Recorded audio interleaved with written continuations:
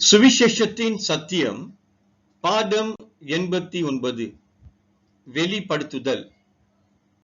Gospel Truth Lesson 89 Revelation. இயேசு கிறிஸ்துவை குறித்து 3 விதமான வெளிப்படுத்துதலை நாம் இன்று கற்றுக்கொள்ளப் போகின்றோம். முதலாவது மத்தேயு 16 அதிகாரத்தில் வசனம் 16 17. இயேசு சீஷர்களை பார்த்து, தம்மை குறித்து ஜனங்கள் என்ன சொல்கிறார்கள் என்ற கேள்விக்கு சீமோன் பேதுரு இவ்விதமாக பதில் அளிக்கிறார். வசனம் 16, நீர் ஜீவனுள்ள தேவனுடைய குமாரனாகிய கிறிஸ்து என்றான். வசனம் 17, நீ பாக்கியவான், மாம்சமும் இரத்தமும் இதை உனக்கு வெளிப்படுத்துவதில்லை, பரலோகத்தில் இருக்கிற என் பிதா இதை உனக்கு வெளிப்படுத்தினார். இந்த வெளிப்படுத்துதல் பெற்றுக்கொண்ட சீமோன் பேதுருவை இயேசு பாக்கியவான் என்று அழைக்கிறார். இன்றைக்கு விசுவாசிகளாக நாம் இந்த வெளிப்படுத்துதல் அறிவை பெற்றுக்கொள்ளும் பொழுது நாமும் பாக்கியவான்களாக இருக்கிறோம் என்ற சத்தியத்தை இயேசு நமக்கு கற்றுக் கொடுக்கிறார். அதே வேளையில் இந்த வெளிப்படுத்துதலானது மாம்சத்தினாலும் இரத்தத்தினாலும் வருவது அல்ல என்று இயேசு உறுதிப்படுத்துகிறார். அப்படின்றால் இன்றைக்கு நம் சொந்த ஞானத்தினாலும் சொந்த பலத்தினாலும் சொந்த அறிவினாலும் இந்த வெளிப்படுத்துதலை நாம் பெற்றுக்கொள்ள முடியாது. அதே வேளையில் அன்றைக்கு பரலோகத்தில் இருக்கிற இயேசுவின் பிதாவானவர் இந்த சத்தியத்தை சீமோன் பேதுருக்கு வெளிப்படுத்துகிறார். ஆனால் இன்றைக்கு நமக்குள் இருக்கின்ற பரிசுத்த ஆவியானவர் தேவனுடைய சத்தியங்களை நமக்கு வெளிப்படுத்துதல் மூலமாக அவர் நமக்கு வெளிப்படுத்துகிறார். இன்றைக்கு நாம் அனைவரும் பாக்கியவான்களாக இருக்கிறோம் என்கின்ற சுவிசேஷத்தின் சத்தியத்தை நாம் அறிந்து கொள்ள வேண்டும். Today we are going to learn about 3 types of revelation about Jesus Christ. The first one is found in Matthew chapter 16 verse 16 and 17. Jesus was asking his disciples, what are the crowd is identifying about Jesus? In verse 16, Simon answered, thou art the Christ, the Son of the living God. In verse 17, Jesus answered, blessed art thou, Simon Bar-Jonah, for flesh and blood hath not revealed it unto thee, but my Father which is in heaven. Simon was called the blessed because he received the revealed knowledge from God the Father. Jesus clarified, revealed knowledge is not obtained by flesh and blood. We cannot learn revealed knowledge from our own flesh or our own wisdom or our own strength. Simon Peter received the revealed knowledge from Father which is in heaven. Today, as believers in Christ, we can receive the revealed knowledge continuously because the Holy Spirit is dwelling in us and he will reveal to us all the truth about the word of God. That is the gospel truth. இரண்டாவது சம்பவத்தை பார்க்கும் பொழுது இயேசு சமாரியா பெண்ணிடத்தில் பேசுகின்ற சம்பவம். யோவான் 4 அதிகாரம் வசனம் 25. அந்த ஸ்திரீ அவரை நோக்கி, கிறிஸ்து என்னப்படுகிற மேசியா வருகிறார் என்று அறிவேன். இந்த வசனத்துல தெளிவாக எழுதப்பட்டிருக்கின்றது, அந்த ஸ்திரீயானவள் மேசியா வருகிறார் என்கின்ற அறிவை முன்னமே அவள் பெற்றிருக்கிறார். வசனம் 26.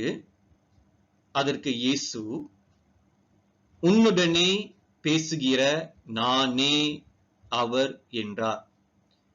இயேசு கிறிஸ்து தம்மை குறித்து அவர்தான் அந்த மேசியா என்கின்ற வெளிப்படுத்துதலை அவளுக்கு மாத்திரமே கிருபையாக வழங்கினார் என்கின்ற சத்தியத்தை நாம் அறிந்திருக்கின்றோம்.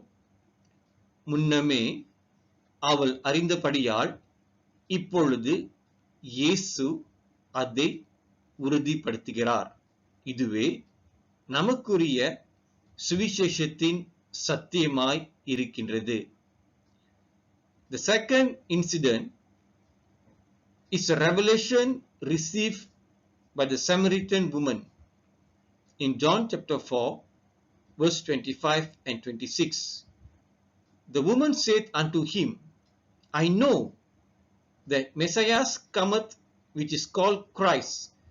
When he is come, he will tell us all things. She knew, or she has a pre-knowledge about Christ the Messiah. In verse 26, Jesus said unto her, I that speak unto thee am he. Jesus revealed himself to the Samaritan woman that he is the one that she has been waiting for.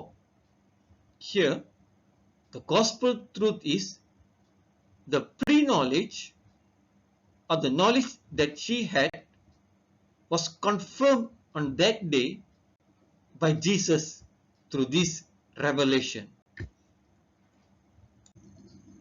மூன்றாவது சம்பவம். யோவான் 9ஆம் அதிகாரத்தில் பிறவிக்குருடனுக்கு இயேசு கிறிஸ்து அற்புதமாக பார்வை அளித்த சம்பவம் இங்கு எழுதப்பட்டிருக்கிறது. வசனம் 35, அவனை, அதாவது சுகம் பெற்று பார்வை அடைந்த பிறவிக்குருடனை அவர்கள் புறம்பே தள்ளிவிட்டதை இயேசு கேள்விப்பட்டு அவனை கண்டபோது, நீ தேவனுடைய குமாரனிடத்தில் விசுவாசமாய் இருக்கிறாயா என்றார்.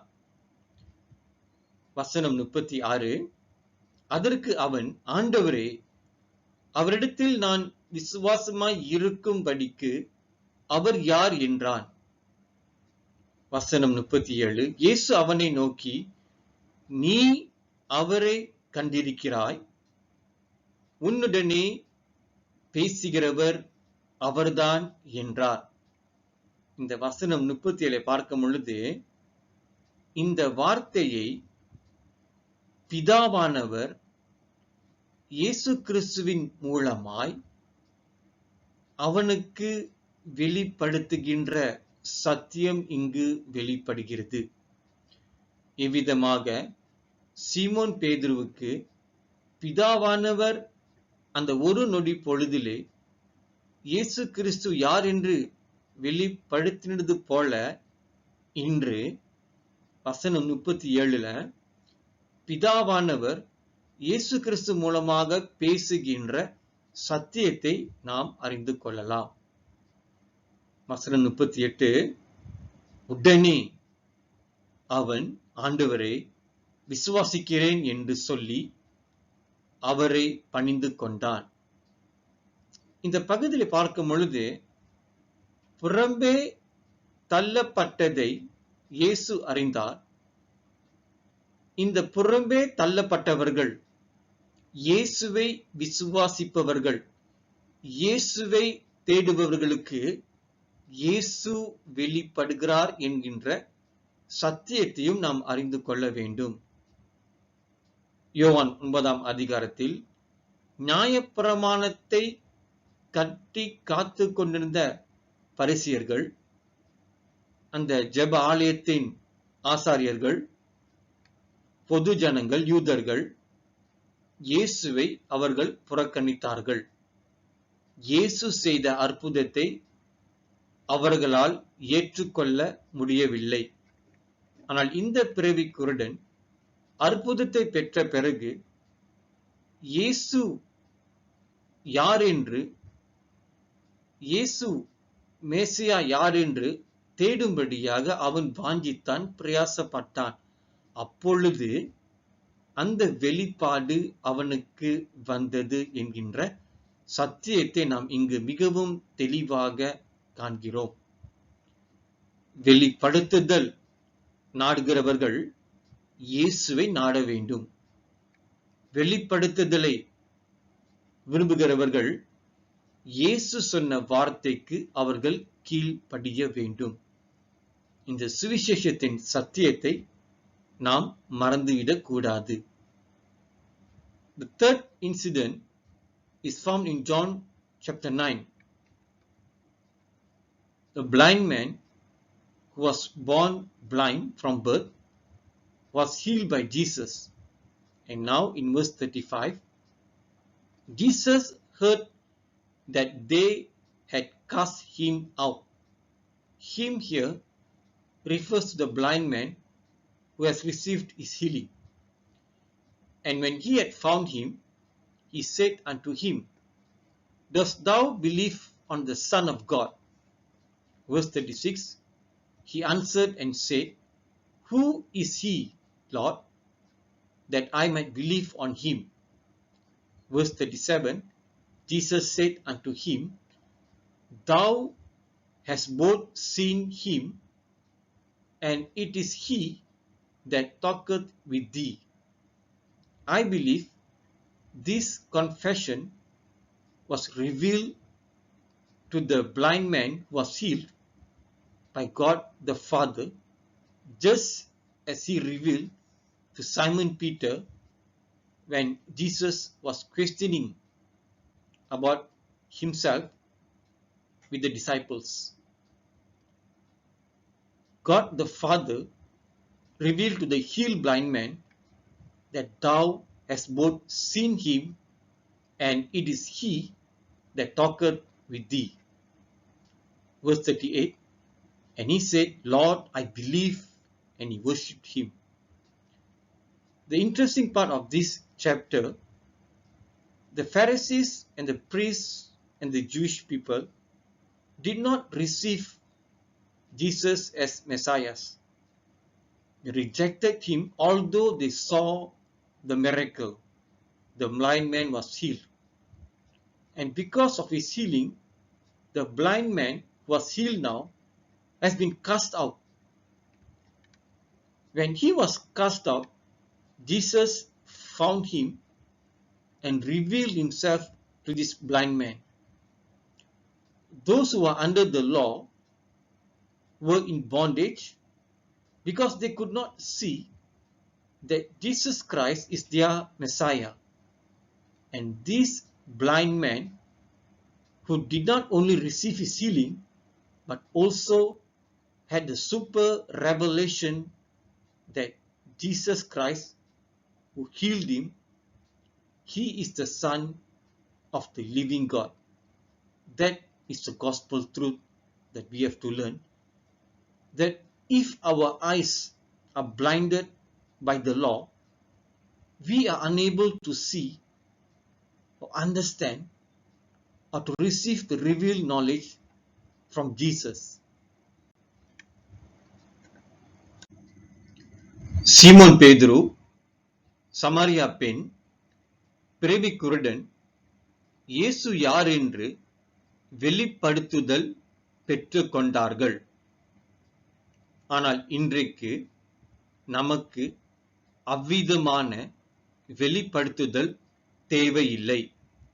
நாம் இயேசுவை சொந்த இரட்சகராக ஏற்றுக்கொண்டு விட்டோம்.